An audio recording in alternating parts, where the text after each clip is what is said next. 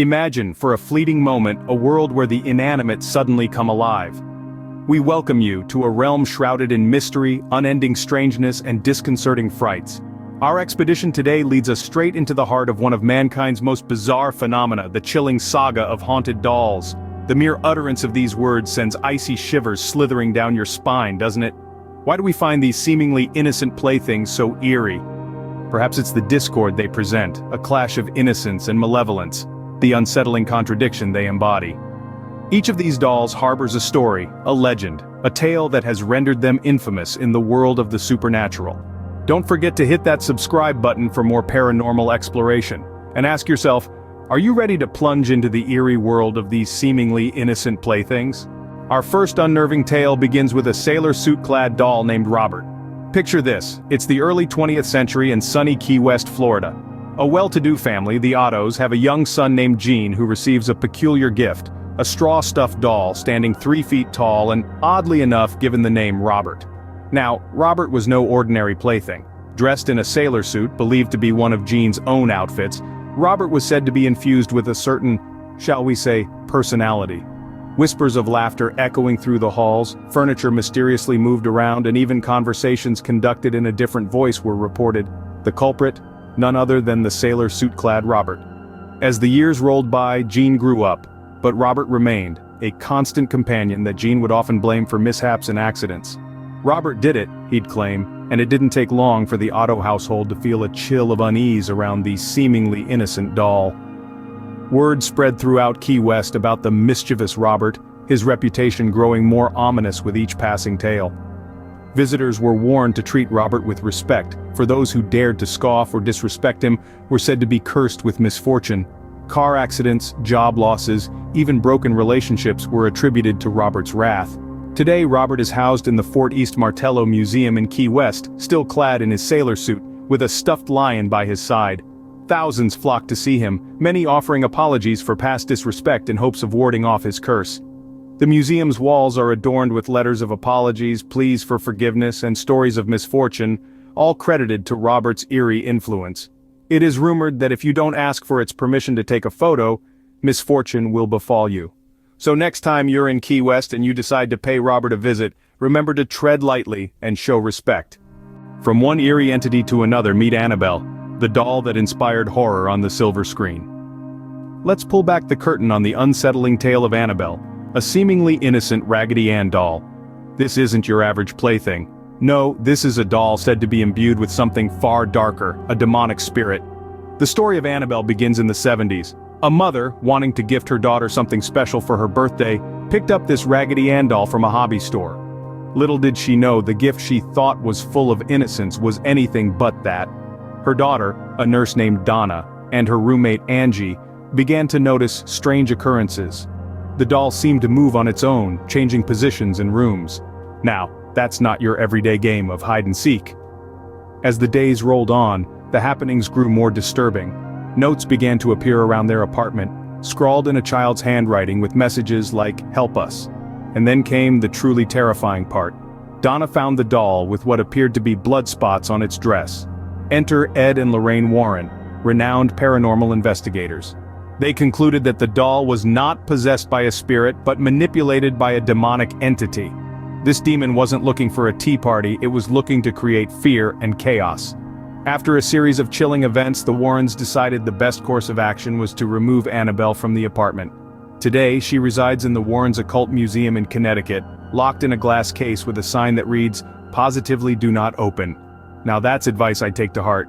Annabelle's story has since been catapulted into pop culture, inspiring the Conjuring series and her own spin-off movies. This doll has certainly made a name for herself, but it's not one you'd want to call out in the dark. Our next story takes us to Canada, where a doll named Mandy has been causing quite a stir. Meet Mandy, the innocent-looking porcelain doll who, behind those eternally wide eyes, holds a tale of the eerie and uncanny. This unassuming doll was donated to the Quesnel Museum in British Columbia in the early 90s. Ever since, the museum staff has reported a series of peculiar happenings. Mandy isn't your run-of-the-mill antique.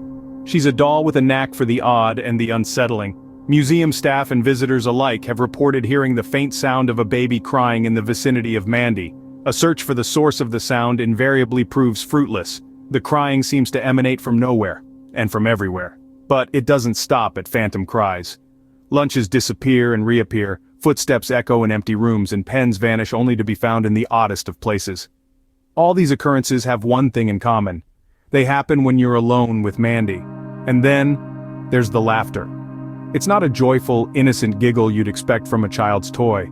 It's a laughter that sends shivers down your spine, a laughter that lingers, echoing in the back of your mind long after it's ceased. It's the laughter of Mandy, a doll who seems to revel in the unease she creates. One might wonder why anyone would keep such a doll. But Mandy isn't just a doll. She's a piece of history, a relic of the past, and like all relics, she carries with her a story that's as much a part of her as the porcelain she's made of. So the next time you find yourself in Canal Museum, pay a visit to Mandy. Listen closely and you might just hear her unsettling laughter. But remember, when Mandy laughs, it's not out of joy. It's almost as if she's laughing at the unease she causes, reveling in the fear she instills. What if a doll could make you ill just by looking at her? Meet Peggy. Now you might be thinking, another ordinary doll with an extraordinary tale. But trust me, Peggy is anything but ordinary. Peggy is said to be a vessel for a spirit, some even believe multiple spirits, and she's been known to cause quite the stir.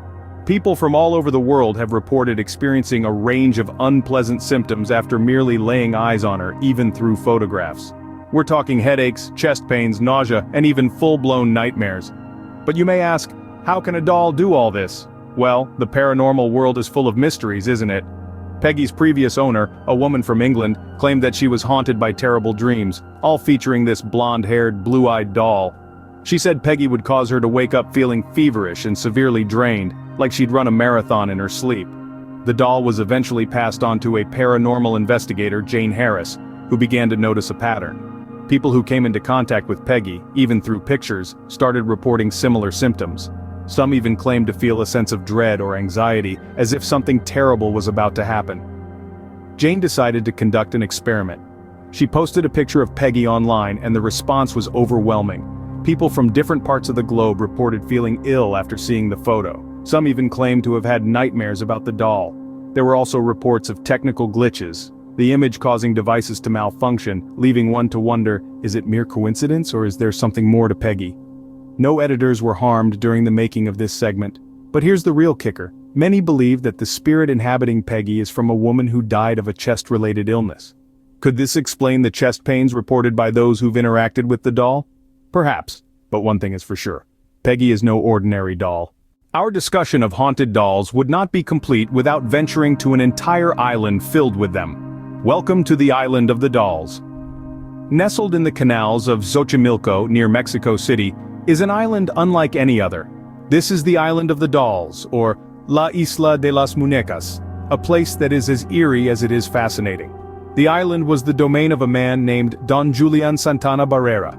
According to local lore, more than half a century ago, he found the body of a drowned girl in the canal.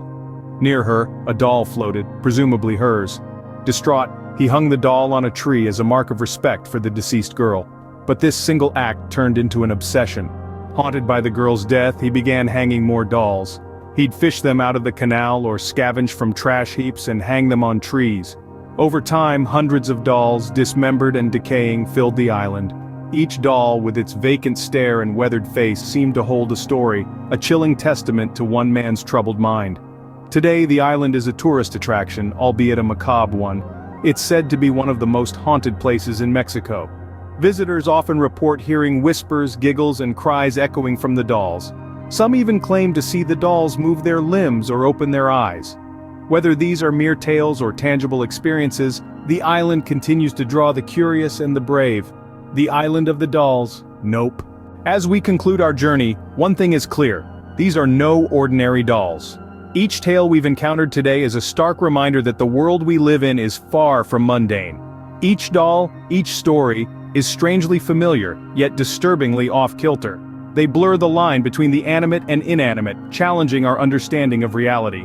If you enjoyed this video, be sure to like and don't forget to hit that notification bell so you don't miss future content. And next time you see a doll, remember, things aren't always as innocent as they seem.